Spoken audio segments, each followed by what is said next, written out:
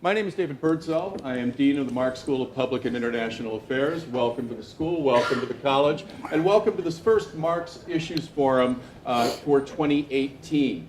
We have a wonderful panel with us today and a very important guest, Ambassador Michael Froman. Let me take a moment to introduce them, but first let me take just a couple of seconds to talk about how we're going to run the program this morning.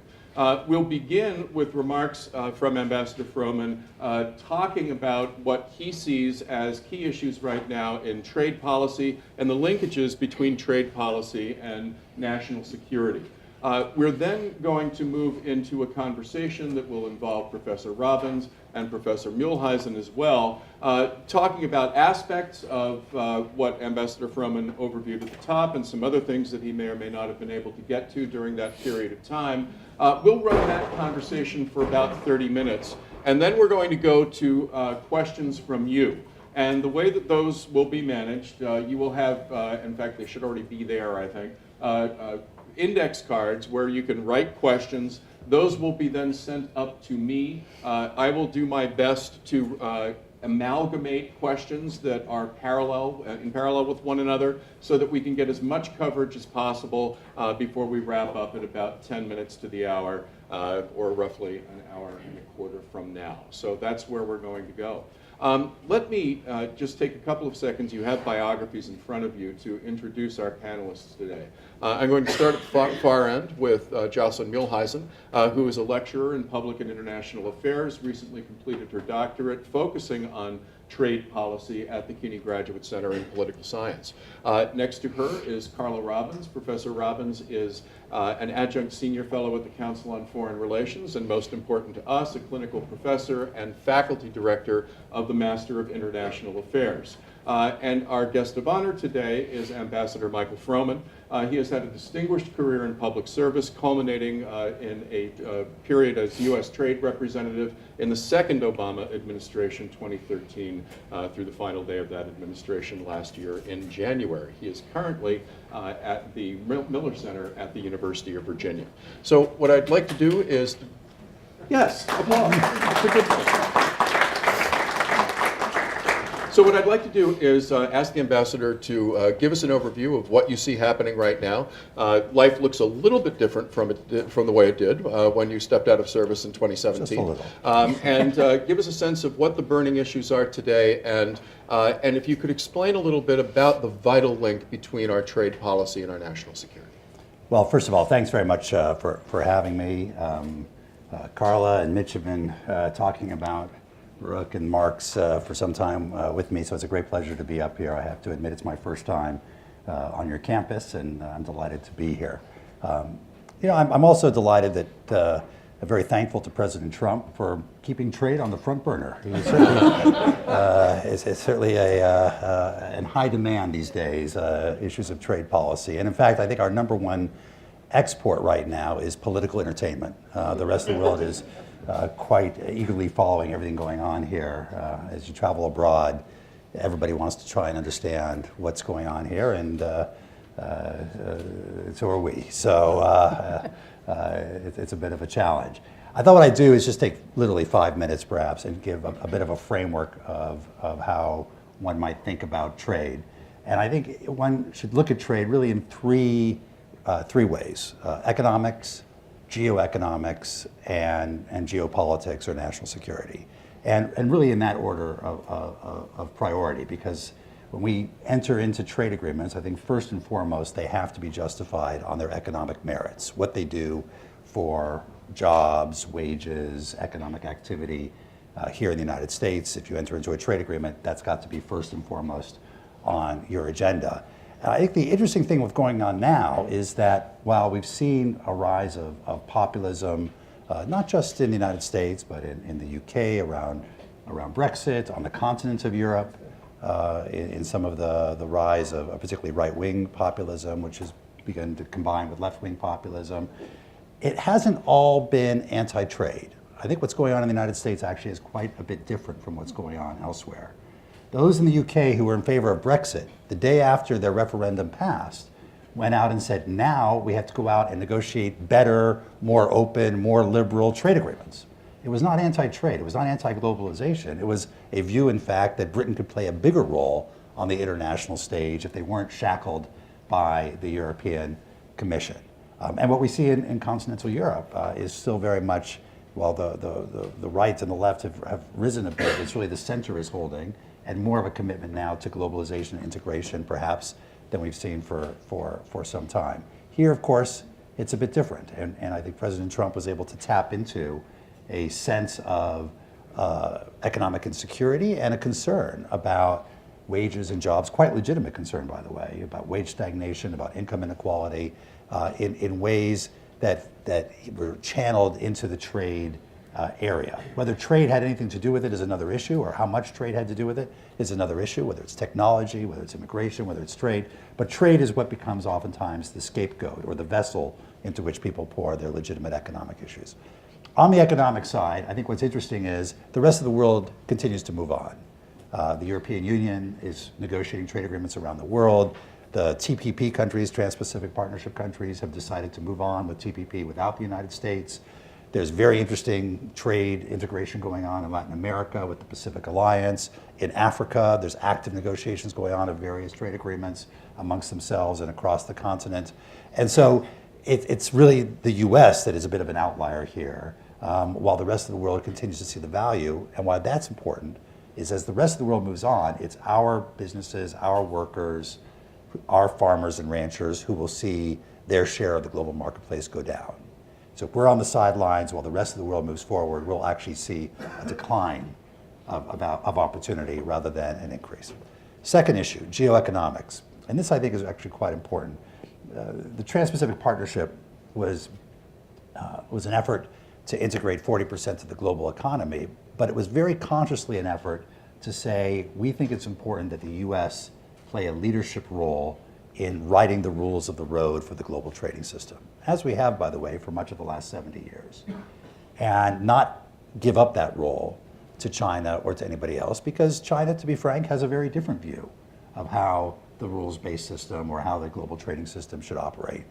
All you need to do is look at their recent conference on internet governance and talk about the Great Firewall of China versus our approach in TPP around the free flow of information across borders and making sure that data could flow wherever it needs to flow. So the geoeconomics of agreements like TPP it's awfully important. It's who gets to write the rules of the road, and do those rules support an open trading system, or do they support more protectionism or more localization? And then the third area that the dean alluded to is really the national security area and the link between trade and national security. And those linkages, I think, are both obvious and underappreciated. All one needs to do is look at Europe and the European Union. And with all of its problems and all of its stumbles, what a tremendous success the European Union is as a reflection of how trade and integration have brought enemies of several hundred years together in ways that it seems inconceivable that they could go back to conflict. Trade creates habits of cooperation. It has spillover effects into politics and national security. Just look at NAFTA. Some of us are old enough to remember what Mexico was like before NAFTA, or how much concern there was about the fragility of Mexico before NAFTA. Which direction would it go in? Would it stay stable? And Mexico continues to be a country with tremendous problems, whether it's organized crime or corruption or guns or drugs. But it is fundamentally more stable as part of a larger North American unit and has put its fate into a North American framework in a way that was not obvious 30 years ago, and really is a very substantial step towards securing North America in a way that may not have been possible. And again, just to look back to Asia for a moment, we were talking about this a little bit before, during breakfast.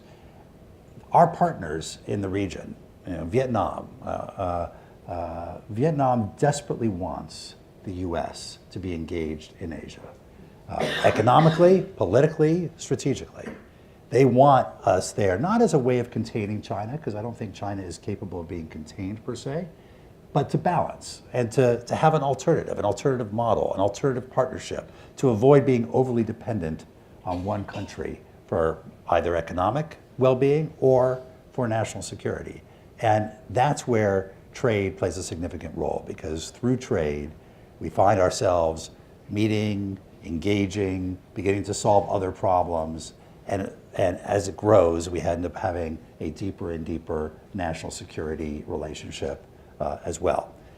All of those things are very much open to question right now. We have NAFTA being renegotiated, we have TPP being withdrawn from, we have a rather tense and somewhat uncertain relationship with Europe. We can talk about that, I'm sure, in the questions. But as we think about what is an appropriate way of dealing with trade going forward, I'd recommend thinking about both all the economics, the geoeconomics, and the national security elements together. Thank you for that elegant overview. Let me take the first part of that, if I may, and go back to this question about populism and its relationship to what government leadership is able to do with regard to trade and empowered, arguably, in this administration. Have we developed a language that can effectively frame trade issues for democratic publics? I'm thinking particularly of the United States, but I'd also like to place that in the broader context of European democracy. You made the point about some of the Brexit, particularly the Brexit leadership, making the argument that Britain can be more effective on the global stage without Europe. But that wasn't necessarily how it was playing on the street in Manchester. So I wonder if you could talk a little bit about the language that we use to speak to people in a democracy about the importance of trade, whether it's a linkage to security or trade qua trade. This is it's a great question, and I think first we have to start from perhaps a factual basis. Most economists will tell us that 80% of the impact that we see on wages or jobs in a rapidly changing economy comes from technology. Certainly globalization plays somewhat of a role, but it's a relatively minor role compared to technology. And by the way, we only need to look at the United States. We are manufacturing more product here in the United States now than we ever have in our history. For people who say we don't produce things, or we don't manufacture things in this country, that's just completely wrong. We're doing it with fewer workers, substantially fewer workers than we have in the past, and that's largely because of automation in the workplace. And if you look at all major industrialized countries, including Germany, which is often held up as the great manufacturing export-oriented model, they've all seen almost identical decline in number of workers, percentage of workers in the manufacturing sector as the sector has grown more mature. But we don't get to vote on technology. You don't get to vote on software. You don't get to vote on robots. You don't really get to vote on globalization. Globalization is a fact of life. It's the reflection of the containerization of shipping, or the spread of broadband around the world, which have allowed services to be provided from wherever they might be provided from. You do get to vote on trade policy. And so trade policy becomes this target and the scapegoat. And it's very difficult to fight against all the very legitimate concerns that people have in defending trade policy, because it's quite an esoteric and archaic area. And we have not done a particularly good job of it. We tend to advocate for trade policy by talking about statistics. And when you hold up statistics versus fear almost always wins. And everybody knows a factory that has closed down and moved to China or to Mexico in the last 20 years. Everyone knows somebody who's lost a job because of international competition or because of automation. And so that fear is always there, and we've not been able to appeal on the same emotional level as to trade. We can make iPhones in this country entirely. We don't need trade to make iPhones, but they'll cost $3,000. And they'll be out of the reach of the single mother who uses them when she's running between jobs to FaceTime with her kids at home. She is dependent on trade. Her kids are dependent on trade. Her ability to provide clothing and back to school goods on a relatively modest budget is completely dependent on trade. Our ability to feed our families at relatively low cost, or to have the array of goods on the table that we have, is completely dependent on trade. I remember growing up, we didn't have grapes 12 months a year. You had seasonal fruit, right? You had seasonal vegetables. Well, that's the reason we have grapes 12 months a year is because of trade policy. Because now we get them from Chile or we get them from Peru. Our whole, it's been estimated that trade agreements have contributed about $14,000 to the average American family's income, when you take into account all the reduction in tariffs as a consumer. What's harder to make the argument for in ways that people can appreciate is how it's contributed to them as producers, as workers, that it's helped them move towards higher paying jobs or more productive jobs. And that's what people worry about.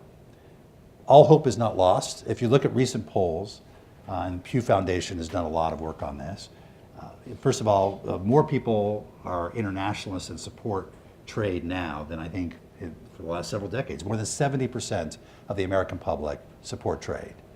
But for the first time, and for a long time, they've supported trade as a matter of consumers. They recognize that as consumers, they're benefiting from it.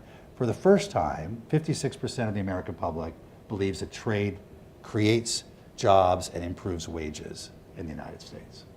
And so I do think people are beginning to understand more, perhaps when we see what's at risk with protectionism, exactly what's at stake in the global trading system. We have to do a much better job of making it real for people, not just the macro arguments, not just the statistics, but things that they can relate to in their day-to-day life and that they can relate to on an emotional basis.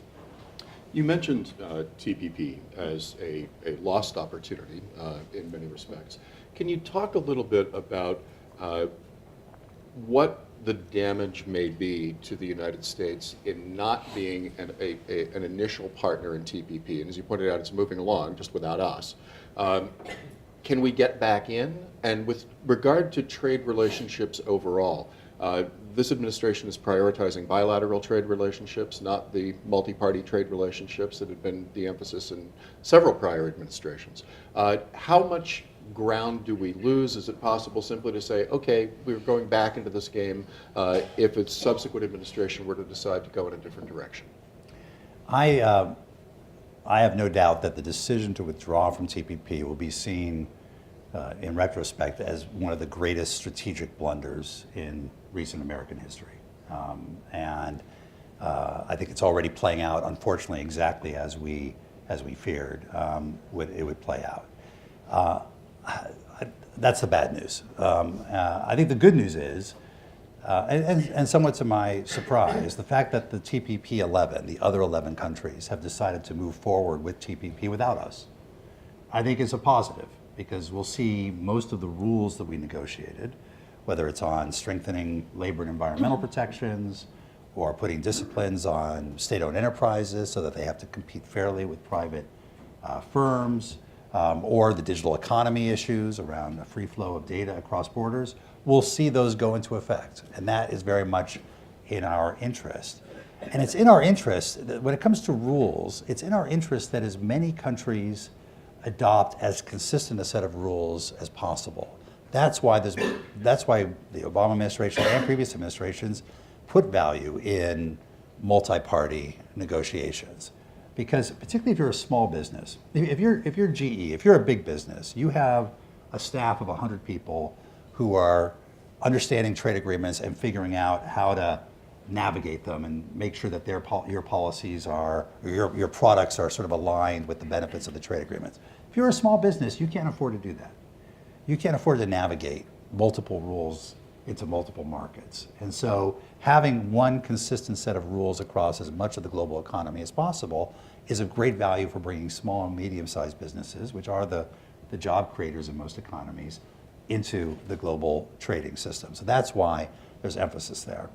The fact that the 11 have gone forward, I think, is a positive thing. And they, by the way, they very much have kept the door open to the United States eventually coming back. And there's a process for that to happen. And we will have lost some of our leverage in that process because we had negotiated a lot of leverage in terms of being able to make sure other countries fully implemented their obligations before it went into effect. But I hope at some point the U.S. The U.S. does return. What we will see is a challenge to our market share as the TPP 11 moves forward, as the EU moves forward with its agreement with Canada and with Japan, and now it's trying to complete one with Mexico and Australia and New Zealand. I'll just use one example. We're a major beef producer to the world. So is Australia. And I am fully prepared to believe that our beef is better than Australian beef.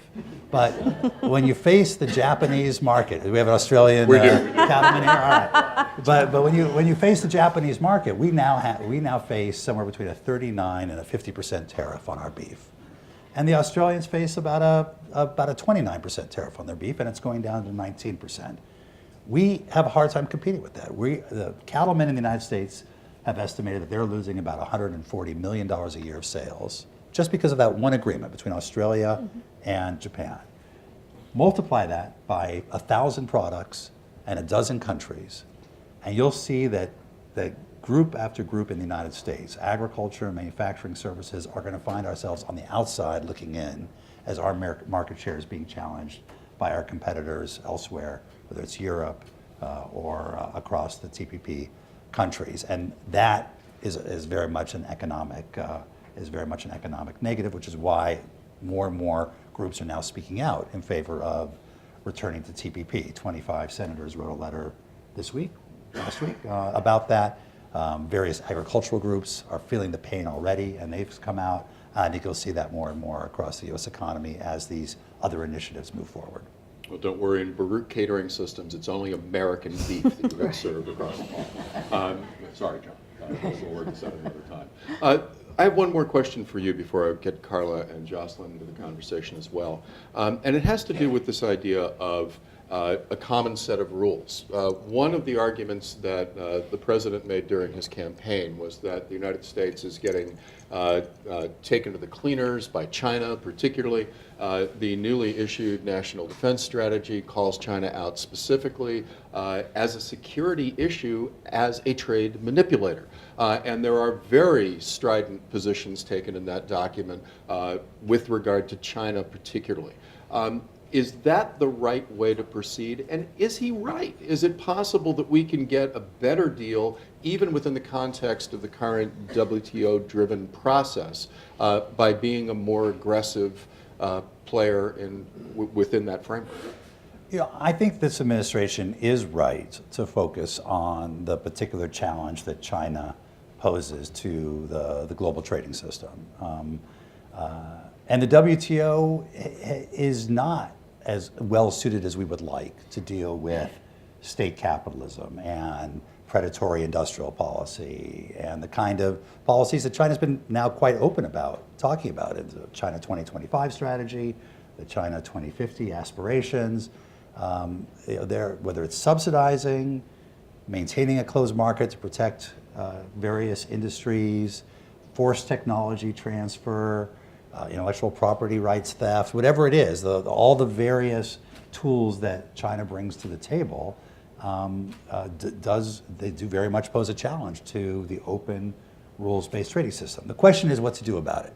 And I don't think any of us have fully cracked the code on this. I think we made some progress during the Obama administration, particularly on intellectual property rights, on some of the what was called indigenous innovation policies of the Chinese. But by no means did we completely solve the problem, and there certainly is work to be done. The approach there's been a lot of rhetoric during the campaign about China. Then there was a fair amount of bromance over the first year, whether it was Mar-a-Lago or the state visit that was the best, greatest visit of any foreigner to China in the history of the continent, whatever it was. Now there's there's the beginning of some trade actions under our various trade remedy laws, and we'll see how those proceed. We've certainly gotten the attention of China, but China's feeling pretty good right now. They had a good year last year. President Xi went to Davos, announced that China was the leader of the free trade system with a straight face, and notwithstanding their policies. They had their One Belt, One Road initiative, really quite a remarkable strategic initiative with more than 30 heads of state coming and a lot of money being put into infrastructure, and not just infrastructure. They view this as a key part of the global governance architecture going forward that could spill over into other areas. They had the Party Congress where President Xi's thoughts were written into the Constitution, and they were laid out their visions for the future. And they're no longer the focus of global attention in terms of being the most protectionist threat to the global trading system. We are. So they're at the G20 with the majority of countries critical of the United States rather than the G20 surrounding China and being critical of its policy. So they've had a very good year. And the question, and they have a regional strategy. As we were talking about the South China Sea earlier. They're executing on their regional strategy. RCEP, which is their trade agreement like TPP, the Asian Infrastructure Bank. The question is what we can do about it. And whether these unilateral actions fundamentally change China, which I think would be interesting to see, or whether through aggressive use of diplomacy we could build more of a global coalition with the Europeans, the Japanese, the Canadians, the Brazilians, the Indians, the Indonesians, and put more pressure on China on these kinds of policies. My personal view is that latter tends to be more effective. Actually, I think you're only effective changing Chinese policy when you find some constituency within China that is also advocating for that policy. You know, we were successful in some ways on intellectual property because you finally had a group of Chinese entrepreneurs, software entrepreneurs and others, who were creating intellectual property. And they began to care about enforcement. And so if you can combine outside pressure with inside pressure, I think you can be effective.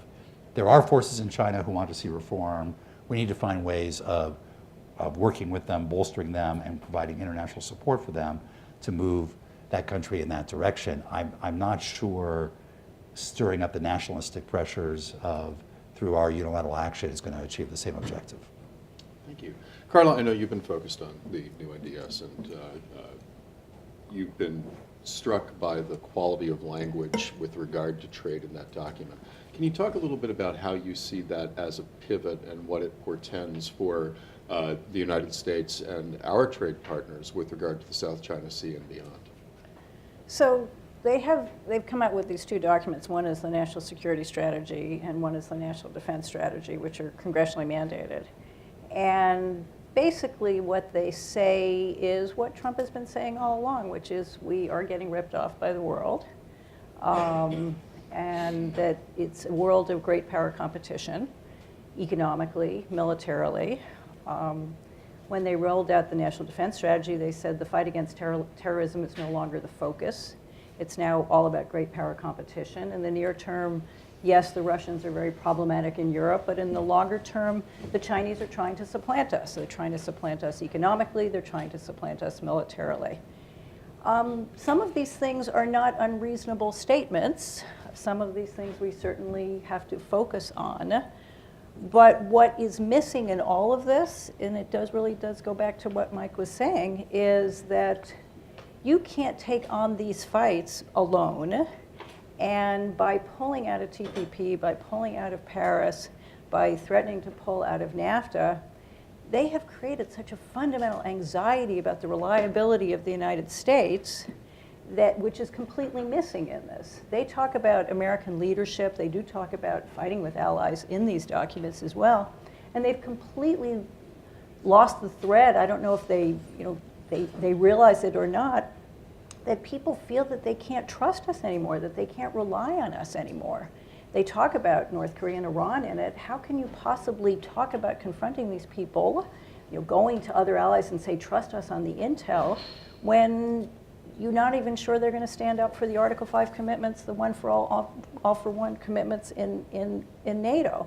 So they have described a world of competition in the South China Sea, a world of competition on trade, a world of great power competition that really is a Cold War level of mortal competition, but a world in which those competitions before, in which U.S. leadership was not only taken for granted, but venerated, in which people felt that we were the center of the global trading system, we were the center of the world defense system.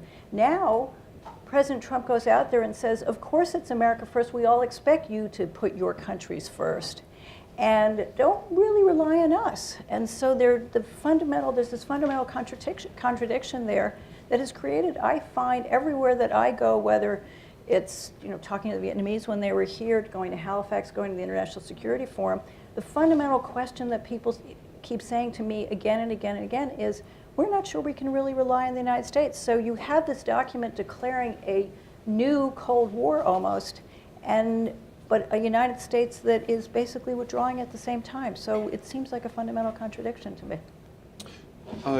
Joselyn, one of those areas of conflict was the President's team called out specifically was Russia and the efforts to influence and to degrade the NATO alliance and the European Union overall. We haven't talked about TTIP.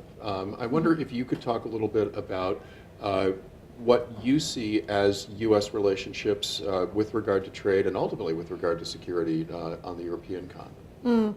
So unfortunately, our European partners are also extremely concerned about the reliability of U.S. commitments, as Carla has noted. TTIP is, a great opportunity for the United States and for the European Union to really, as Michael has noted, set the rules of the game moving forward. And unfortunately, without the completion of TTIP, the EU may eventually become a competitor to the United States in setting regulation. So if the United States abdicates its role as a leader in setting the rules for the global trade system, you have a few options left. So Carla's right, the national security policy being set to sort of see these competitors is one thing, but if you then abdicate your role completely in the system, others will step in, including the European Union. Not all is lost. EU standards are a lot closer to US standards than those perhaps of other places, but harmonizing those standards would certainly move us forward and offer a lot of opportunities to Americans.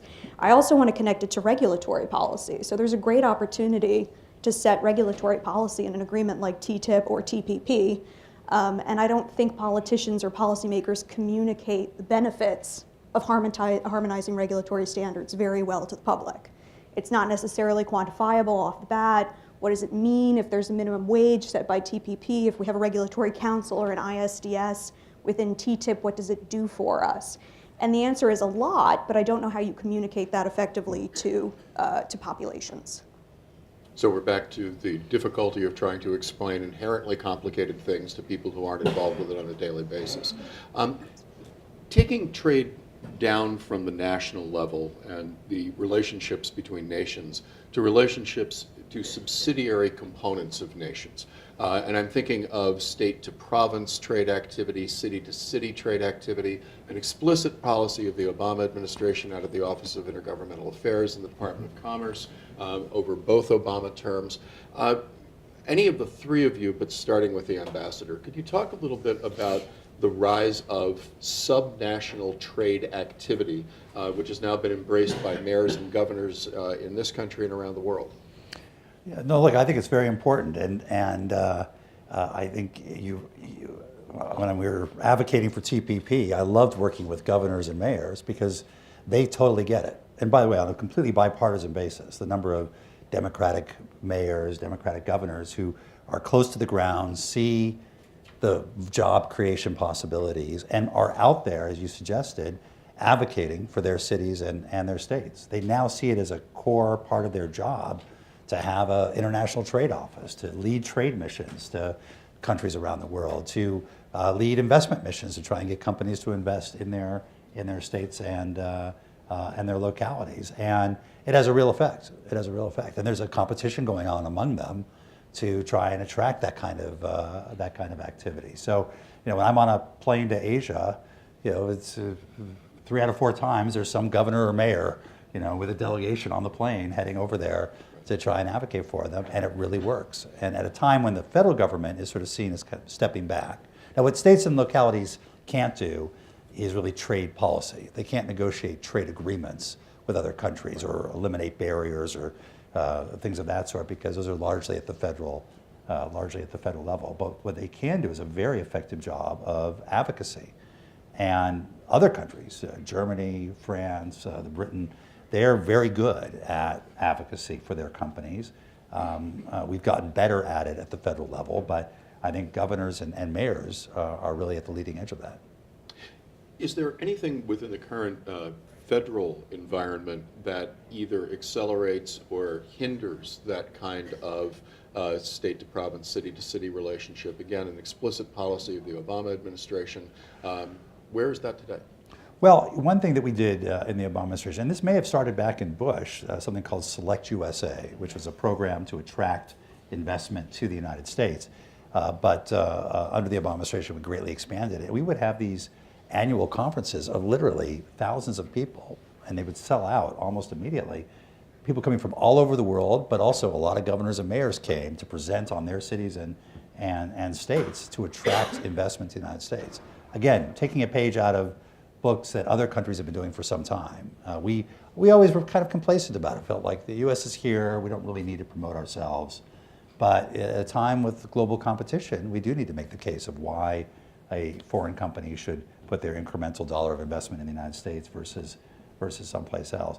I haven't seen that continued in this administration, but I imagine that's an area that they would be quite receptive to, because they are working very hard to try and attract economic activity back to the United States, and it's something that can be done at the federal level in terms of encouragement as well. Oh, and that was the opening argument in Davos, right? The United States is open for business. Come and Absolutely. invest here. Absolutely. You know, David, it's interesting when President Trump pulled out of Paris, and then you had Mayor Bloomberg step up and say, and you had governors and mayors all over the country saying, well, you've got the federal government, you've got the president saying he doesn't believe in climate change and we're going to pull back from this.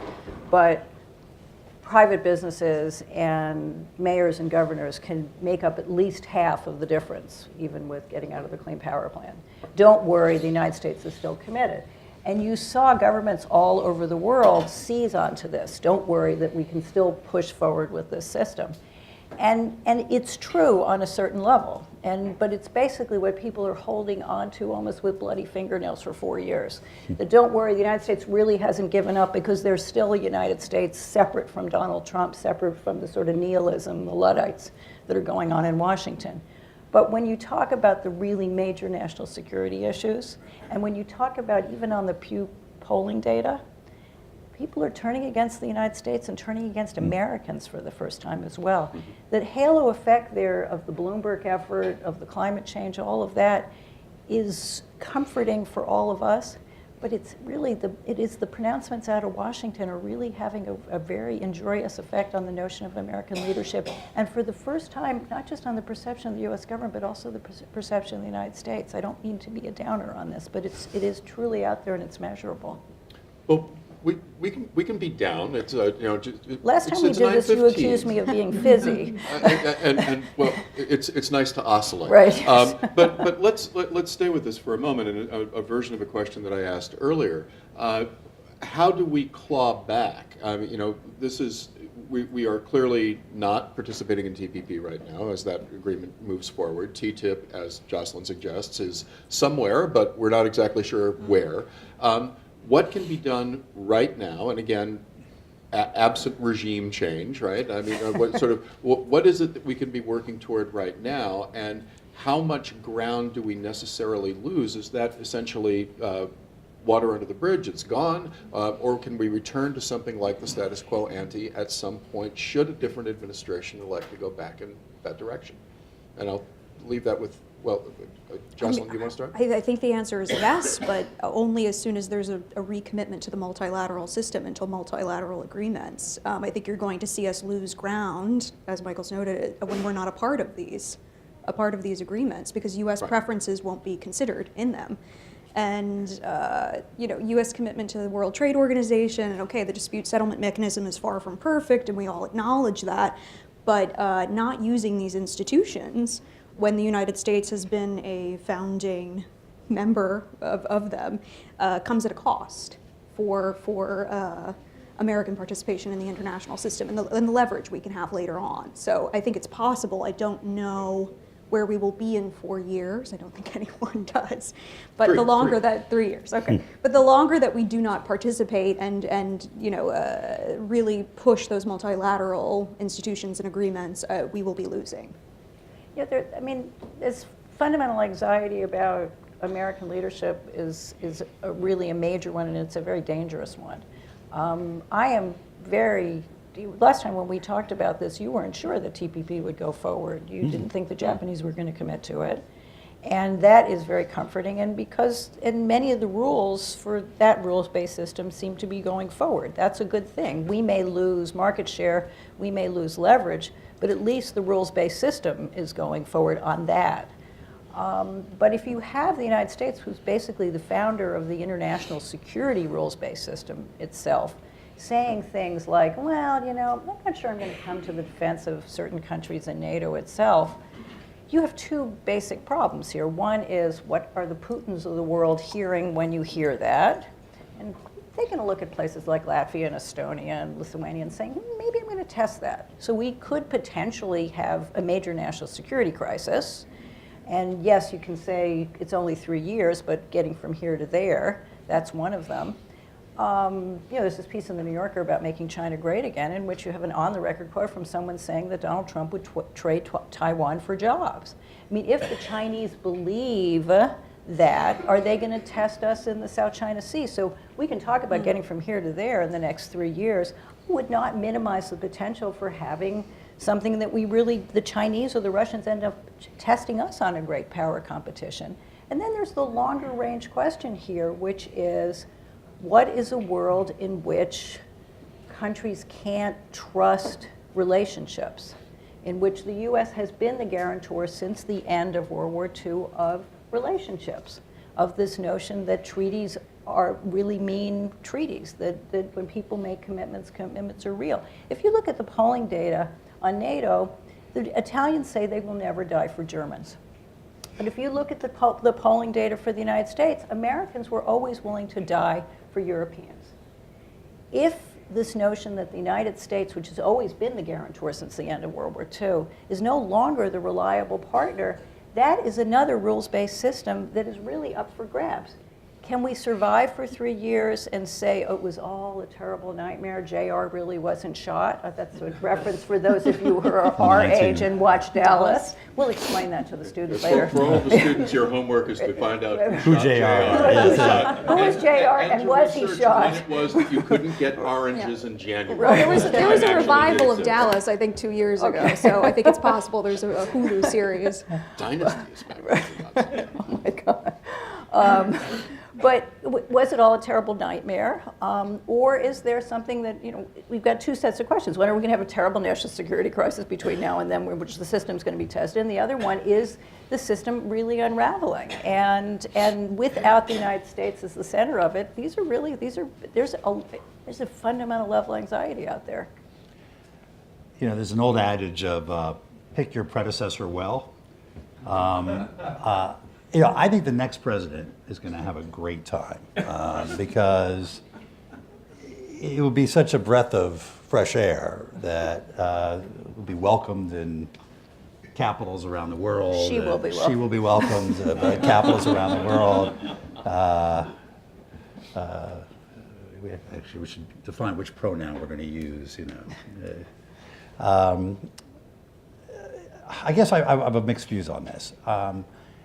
I share Carla's concern that the reputation of the U.S. as a reliable partner has taken a big hit. And even with new leadership, I think people are going to take a somewhat different view of the U.S. going forward than they have in the past. And I think it's important to also recognize that had Trump not won, or when Trump is no longer president, the base of support, the people who share his views and the views that he has sort of amplified, they would continue to exist. And I think that has affected our politics going forward, regardless of who's president. And other countries will look at that as well and say, okay, this strain of isolationism, of America firstism, it may not be articulated quite the same way by a future president, but it's there. It's underneath the surface in a way that needs to be taken seriously. So having said all that, I am hopeful because there's one way of looking at the first year of the Trump administration is that this has been an effort to condition the rest of the world.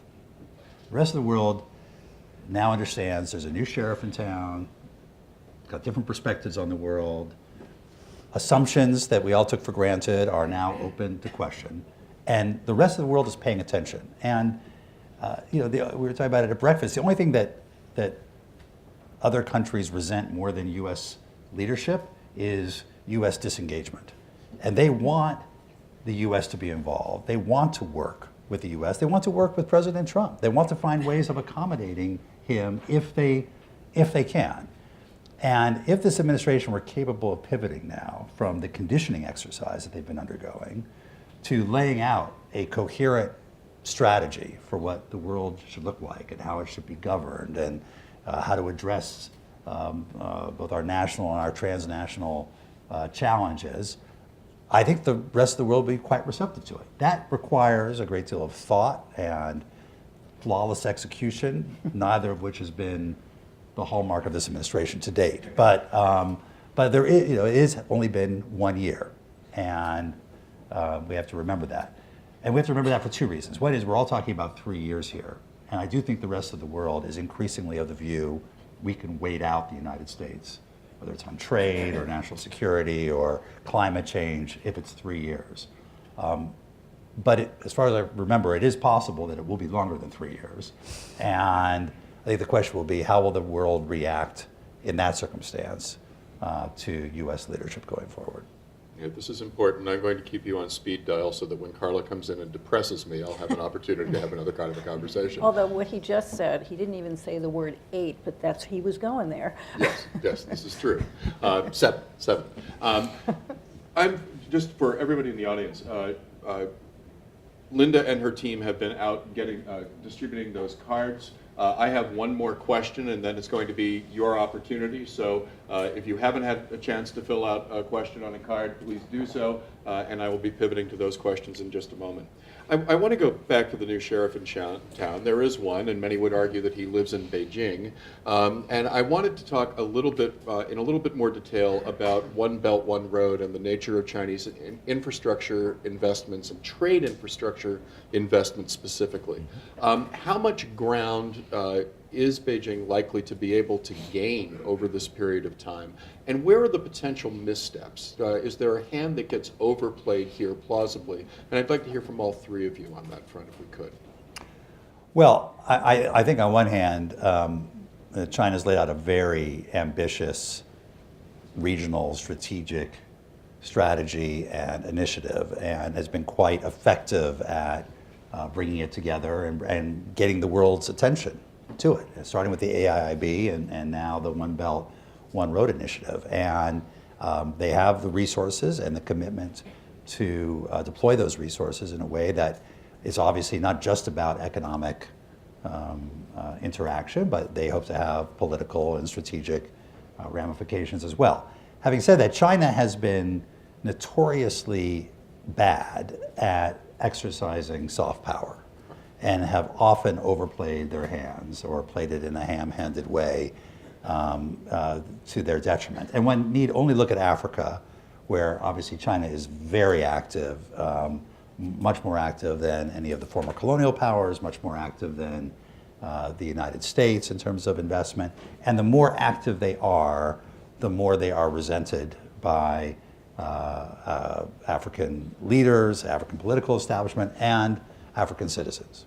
And the more they want others there again to balance them. So I think it is great that infrastructure is being built. Hopefully it is of high quality. Some of that's been open to question in some of their investments, particularly in Africa. But I don't think it buys them as much as it could because they do it in a ham-handed way. This Sri Lankan land problem and things of that sort, where they load up countries with debt, the countries can't pay the debt, then they take the land, they create the resentment, they send people on one-way tickets to live there, they use their own workers, they don't employ or train local workers. All of that causes resentment and may end up making their initiatives less effective than they otherwise would be.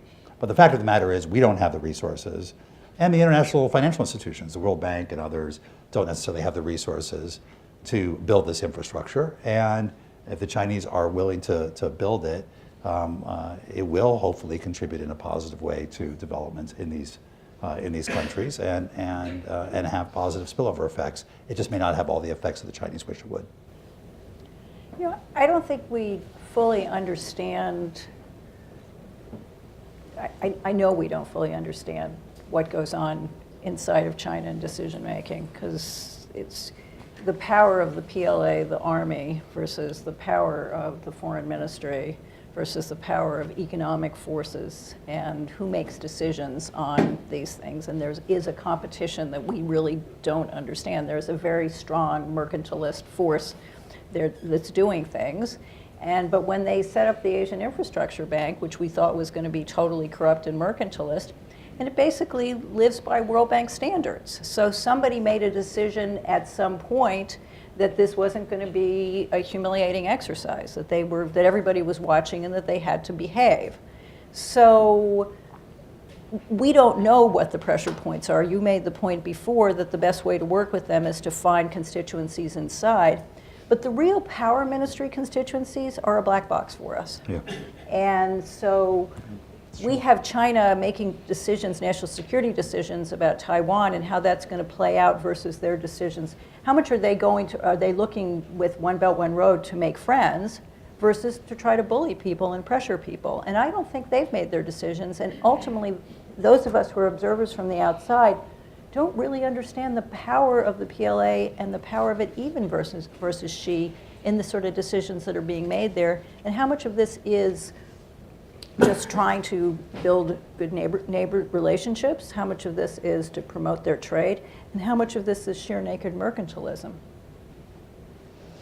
I think especially with the creation of sort of duplicate institutions that are performing functions that are already done on the global scale, now on the regional scale, China sets itself up to be, it's already a regional hedge. It's silly to call it a regional hegemon, but when we're talking about the institutions, they set themselves up to dominate and create a set of rules that they can hopefully project internationally and encourage other nations to work through their institutions, their preferred venues, rather than through the global ones. So I see that as a larger threat. I think obviously if China tries to use its power in order to become more of a leader within the existing international institutions, it will certainly face pushback, not necessarily from the United States, but from the international community. But at the moment, I think if they're somewhat unchecked except for a set of U.S.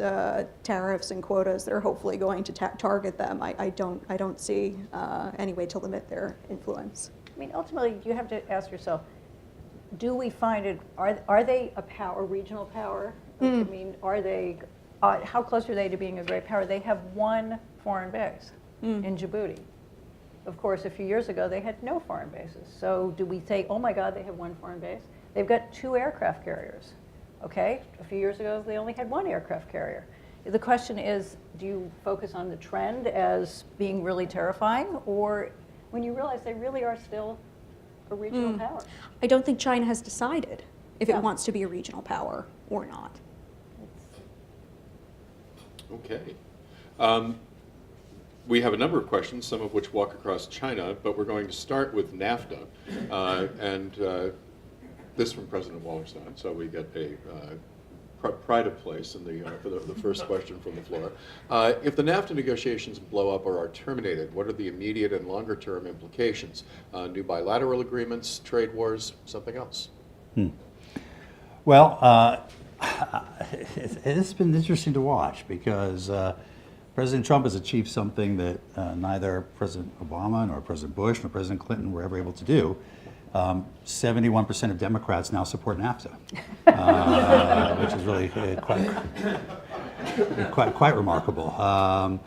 Look, I think what we're learning is people are coming out of the woodwork to support NAFTA who are anti-trade in every other dimension. And I think that's in part a reflection of the fact that people now understand just how integrated the 3 economies are and how disruptive it would be to withdraw from NAFTA, whether it's our agricultural exports, which are highly dependent on, have greatly benefited from access to the other markets, particularly Mexico, or our manufacturing sector, which has remained competitive vis-a-vis China and Southeast Asia, in part because it's been able to integrate across the 3 economies. That's controversial, but I think we probably have more jobs here in manufacturing than we otherwise might if we didn't have the NAFTA integration that occurred over the last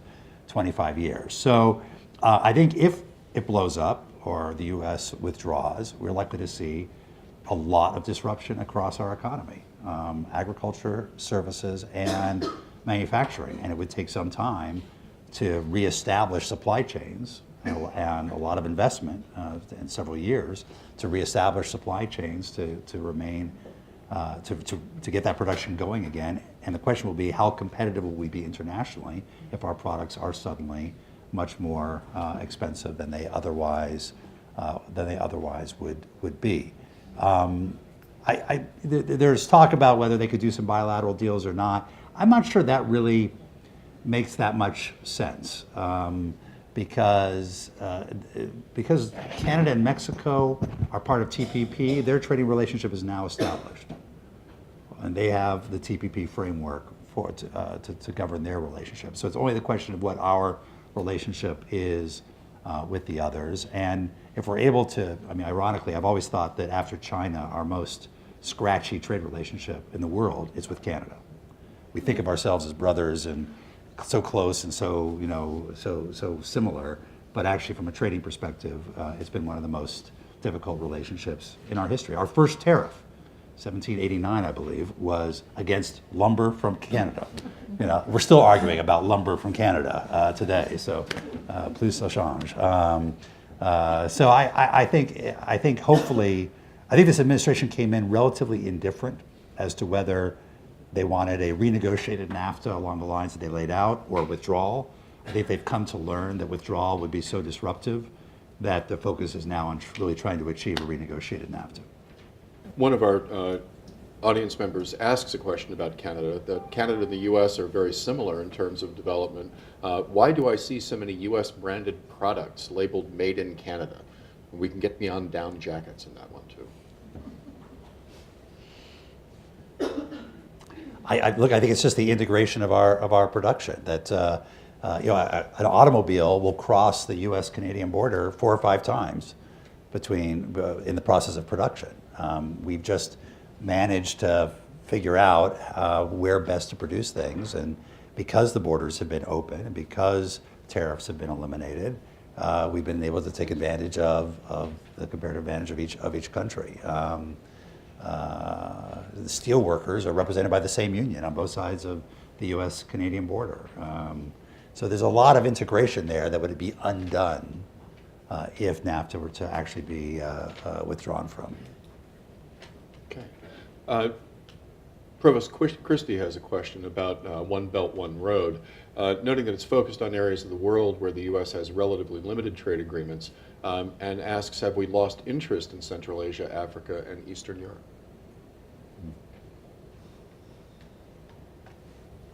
Have we lost interest? Well, I mean, Central Asia, we've never had much interest in the first place. They're very problematic places, and we've seen them solely in terms of counterterrorism. And that was certainly the Bush administration's focus, George W. Bush administration's focus. And these are very problematic, not democratic places. One could argue that making the sole focus of American foreign policy being counterterrorism was perhaps not the best idea over a long period of time. But these are also places that basically haven't changed since the end of the Soviet Union. So they haven't been the best of allies. The Chinese have a much longer time frame, mainly because they're a country that's been around a lot longer than we do. Africa itself, I think we traditionally have had, I don't think we see it at the Obama administration, had a pretty good idea. They had an Africa command. They did a lot of training in Africa. It depends on different parts of Africa that you're talking about, but I don't think they ceded Africa to the Chinese at all. But the Chinese had a very mercantilist approach to Africa. The U.S., particularly in the Obama administration and in the George W. Bush administration, had, I think they did a lot in terms of fighting malaria and focusing on AIDS, a lot of development work in Africa that I think they really raised a very positive profile for the U.S. I think if you were to look at a lot of countries in Africa, the perception of the Chinese and the perception of the U.S., I think the U.S. would win out overwhelmingly on this. notwithstanding the disparity in the amount of investment that's gone in. I think that's right. Okay. Please join me in thanking Ambassador Froman, Professors Robbins and Muhleisen for a wonderful conversation.